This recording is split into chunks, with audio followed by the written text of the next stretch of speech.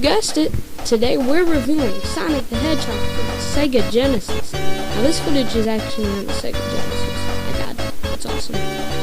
So, in the early 90s, this game kept people in their rooms playing non-stop while their parents worried for days on end. Can the game still have the same effect 20 years later? Let's find out.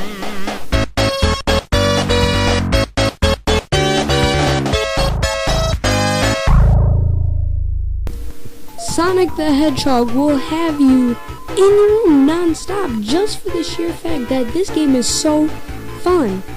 Oftentimes you'll see yourselves running through loop-de-loops, or in your casino-themed levels, or slow-paced platforming, which is fun, or the annoying labyrinth zone, which no one likes because it goes on forever and it's in the water and it's slow. But besides that, the game is amazingly fun, and at the time, Super Mario Bros. Was the big platformer game. Now, Super Mario, or Mario, could have only kept up in the slightest if it for one main factor that Sonic had that he didn't. You know what it is? Blast processing! Now, if you gave Mario that, it would have been more fun, but it would not have compared to Sonic. This game is amazing fun, and when you get into the special stages, you'll find that it's rotating maze levels that you can bump into bumpers or bumper thingies that make you bounce, and the point of it is to get to the Chaos Emerald, and there's 6 of these levels, so if you get all 6 of the emeralds, you will get a different ending that really doesn't have anything to do with the story. Just look it up if you want to. Now, yeah, these are really, really fun. Play, not the level special stages, the game is.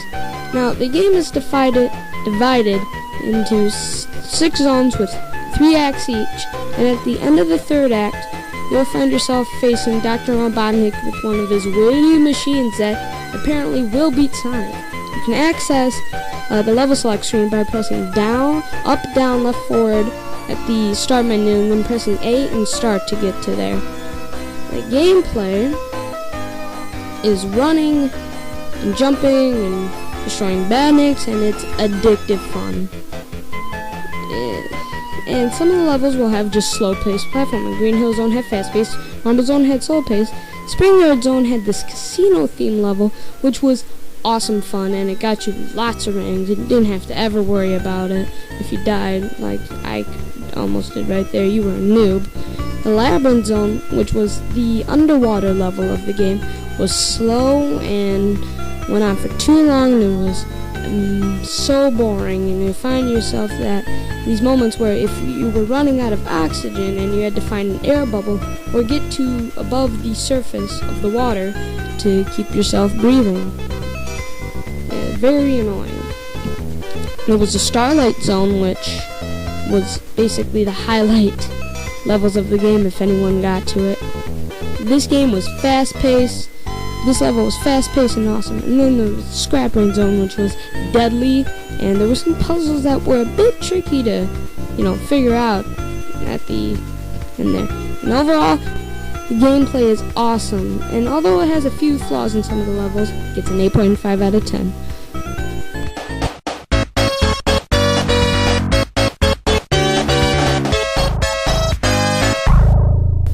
Now, this part of the review is going to be very simple. Use the left and right to maneuver left or right. You can use A, B, or C to jump. You can look up on the D-pad to look up, and press up and press down on the D-pad to look down. And while you're moving, you can press down to go into spin. It's very simple. It's very easy to get used to. This is well worthy of a 10 out of 10.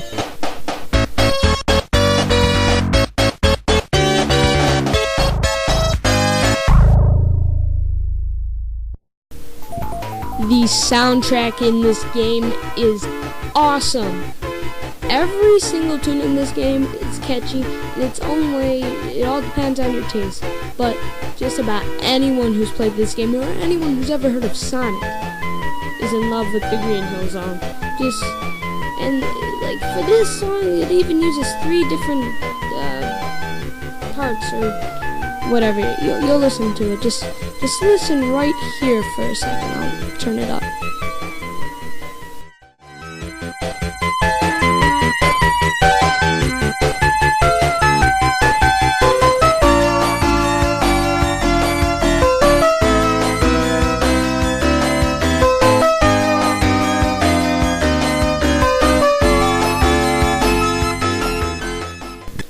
Did you hear that? That was amazing. It had 3 different parts. I don't know, but it's very catchy. The musical track in this game is undeniably one of the best music tracks in the 16-bit era. In video game history, this will forever go down as one of the best tunes ever. One of the best games with the best musical score ever. I'm serious. I'm not fooling you. I am not fooling you. 10 out of 10.